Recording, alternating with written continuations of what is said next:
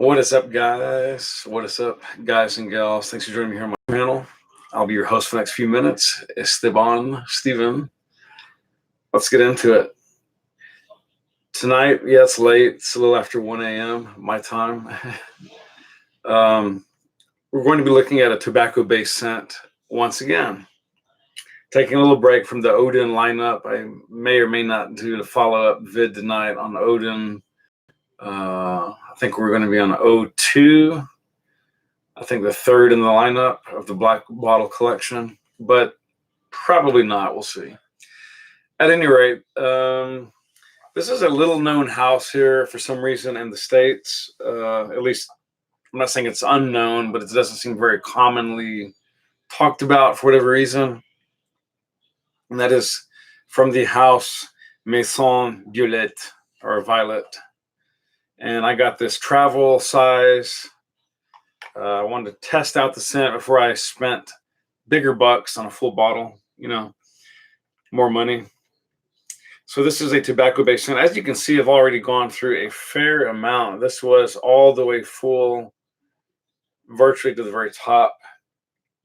And I'm working my way down. I think this is like a, 20 mils, maybe a 30 mils, something like that. Oh, I take that back. I guess my eyes are seeing way bigger than this. Actually, it's a 7.5 mils. I don't know why I thought this is so much larger, but okay. It's 7.5 mils. Not inexpensive either, but I wanted to go ahead and be sure that this was full bottle worthy. Is it? Is it full bottle worthy? We'll get into that in a minute. Let's first barely talk. Let's first of all talk about the house, and then we'll get into hey, Rich Mitch, thanks for joining me. He just came over from Timmy's channel. Timmy is having a live cast for those of you who are interested over on Timmy's channel. Is it Imagine Scents? Yeah, Imagine Scent, excuse me. So if you want to watch Timmy, if you're a fan, check him out. Also on YouTube. Fun guy, very good reviewer. He's got his own style for sure.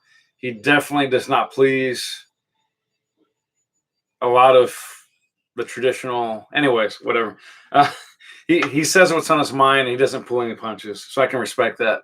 Anyways, so again, we're looking at Maison Violet. And this particular scent is called Une aire d'apogée. So an air of climax in English, if you will. Now, there is some online debate as to what that is referring to.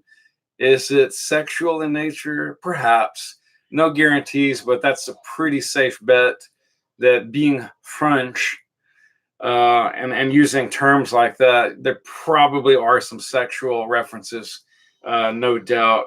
And we'll get into why that's even probably more probable when we look at the note breakdown. And this was by the nose Natalie Lorson,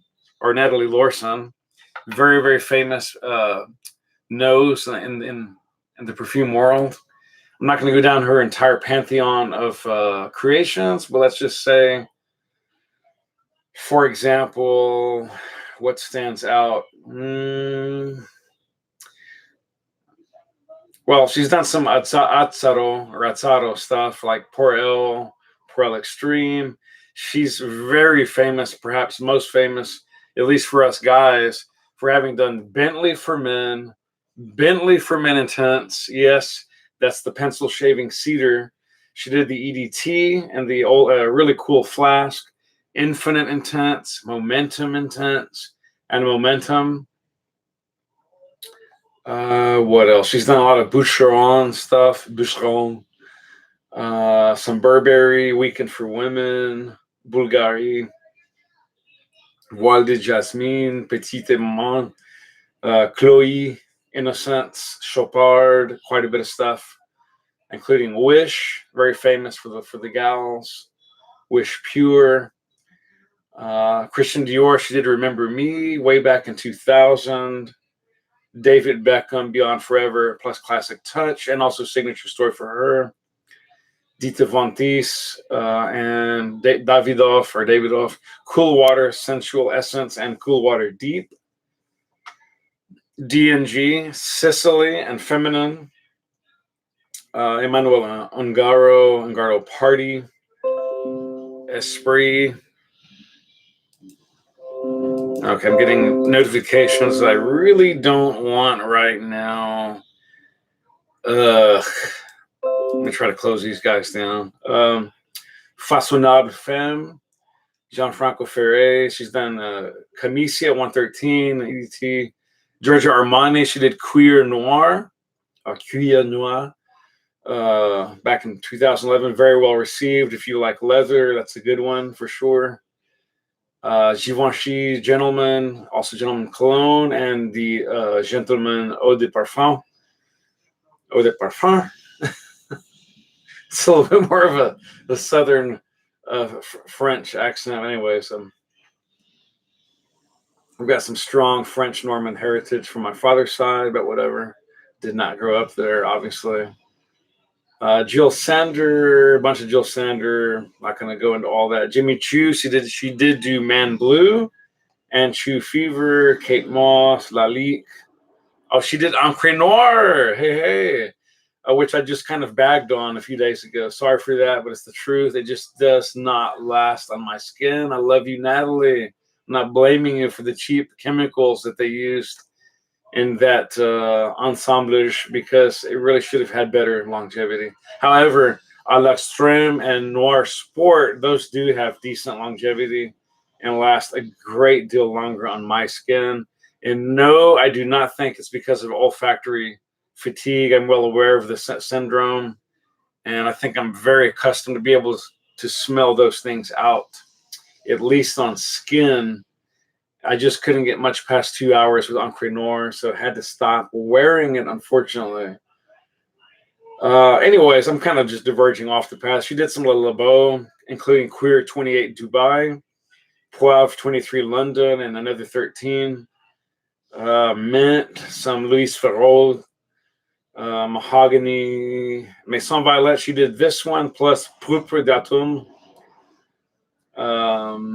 Mandarina Duck. She did Black Extreme, which I think you can no longer get anywhere at any price. Also Black and Red, Cool Black, Pure Black, Mandarina Duck Men, Mabusson, L'Exil Poel, and Poel. Okay. Lots of Montana. She did Graphite and Suggestion Odor. Mosquito Forever, some Mugler, or Mugler, however you want to say it. Mirror Collection, Miroir de Volutes, and De Majestes. And Nature's Pepe Fondente. Anyway, Auto Portrait's a cool one from Olfactive Studio. I highly recommend you guys get your nose on anything from Olfactive Studio. Phenomenal house. Oriflame, I believe that's a Swiss held house. Very underrated cheapies. Really good stuff, actually. And some Oran Groom, cool bottle that dropped back in 2015. I have no idea what that smells like. And some Paul Smith, Pierre Cardin. Who cares about Pierre Cardin? No offense, France, but honestly, who gives 2 cents these days about Pierre Cardin? That is a name that has gone the way of the dinosaur, practically. Rouge Bunny Rouge. She did Silhouette and Tenera. Shiseido Zen 2000. Teology Black Rose Tea. That just dropped 2 years ago, 2017. My God, her Pantheon's incredible. Trussardi, Versace. She did Versus and Eros Parfum. Spice Bomb Night Vision. Natalie, I had no idea you did that. That's cool. A bunch of YSL, Black Opium. I mean, just out the yin yang. Black Opium, everything. A lot of Zadig and Voltaire, or Zadig and Voltaire. Zara, Deep Vanilla. God almighty, she's done just about, not really everything, but just a pantheon. Okay, I get too easily off track. Let's get back to what we're trying to talk about.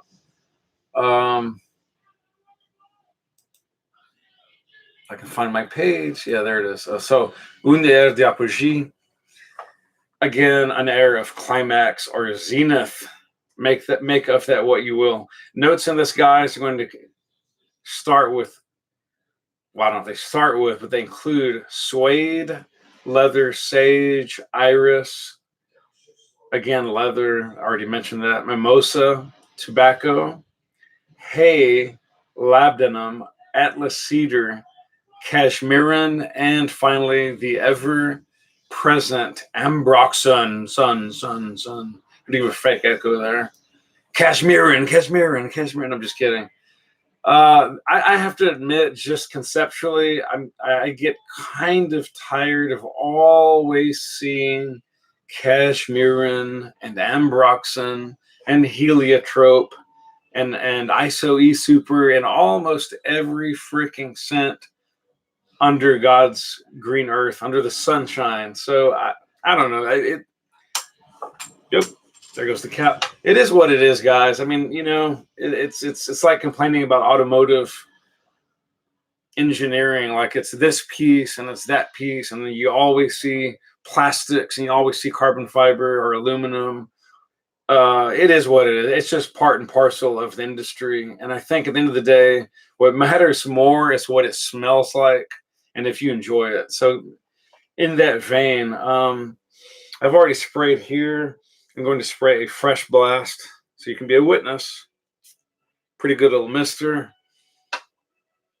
What I get right away, which is going to transition quite quickly, I get the labdanum, the hay, that mimosa, the sage, the suede, and the iris. Believe it or not, that leather comes in very quickly, and the hay almost has like a 20 to 30% vetiver-like component, because let's face it, at that stage, they're both kind of very similar. They're green, they're sort of ripe. They have that little earthy, herbaceous, grass type aspect to them, and very aromatic. That suede leather mixing with the mimosa and that atlas cedar and the iris. This is just a wonderfully balanced concoction. It's a funny scent in the sense that at the first time I sprayed it a few months back, it didn't blow me away, and I wasn't overly impressed. Having said that, I could tell it had quality, and I could tell that it was certainly interesting. So what I will say now is that it has grown on me quite a bit. It's not a love; it's a strong like. For the reasons being, um, the notes kind of come in and out of the picture. By second hour you may get more of this. Third hour you may get more of this. Fourth hour it may go back more to what you got the previous hour, so on and so forth. And for personal reasons, I tend to like stronger, richer, deeper, darker, heavier, thicker, sometimes even sweeter, louder type scents. Now, if you don't feel that way, this may be a godsend. You may actually, as the Brits say, appreciate.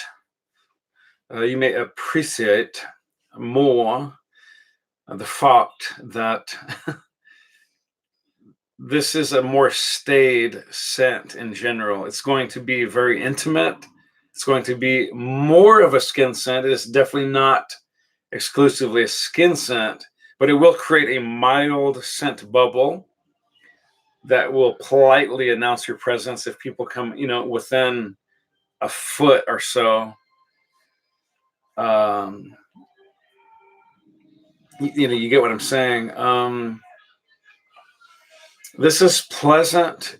It's aromatic for sure. You do get the tobacco. You do get the hay, the mimosa leather, the iris, the cedar. It's all there and accounted for.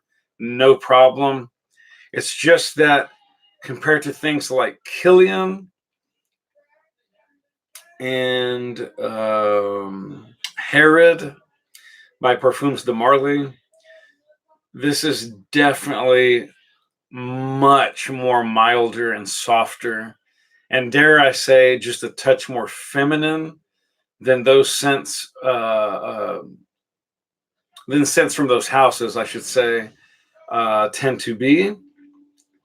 But I'm not by any means saying it's paper thin. I mean, it does have some volume. It does have some depth. You can smell it quite easily, but it just doesn't pack that Mike Tyson type punch that a lot of the Killians, some of the Creeds, Parfums de Marly, Amouage, et cetera, so on and so forth, and some of the more expensive Armanis, the Privé lines, for example, the Tom Ford stuff is much more robust. But having said that, this does carry nicely. It does stay on skin for about, I would say I got an easy 7 to 9 hours on skin. But having said that, the last second or the last third of that phase, it's going to be very, very mild skin scent for the most part.